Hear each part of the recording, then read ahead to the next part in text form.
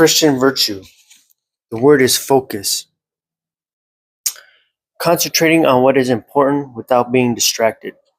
Focus. Concentrating on what is important without being distracted. Exodus 20:10. But the seventh day is a Sabbath to the Lord your God. On it you shall not do any work. Exodus 20 verse 5. You shall not bow down to them or worship them. Focus on the day, right? Focus on what day you're in.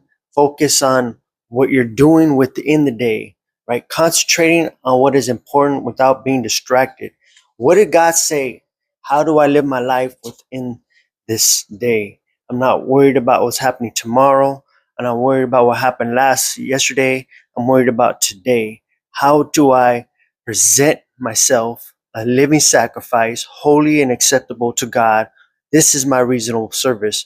Christ died even though I was a sinner. Christ still died for me. So I, as my reasonable service, should always pay attention how to live my life according to his teachings, right? And how does his teaching on how to live and present myself a living sacrifice to imitate Christ in this world, how do I navigate that through this secular world without offending people, without disrespecting people?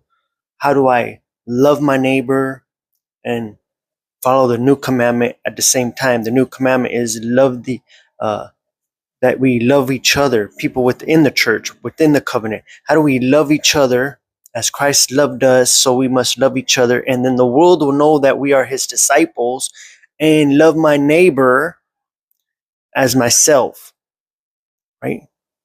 When we read Exodus verse 20, 10, chapter 20, verse 10 and verse 5, we see that there's specific things, the Sabbath day, and how we don't bow down and worship things, right?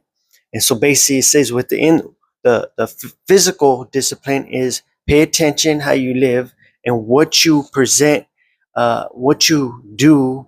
Are you worshiping it? Or are you just going to work, paying your bills, rendering to Caesar what is Caesar, but giving God what is God?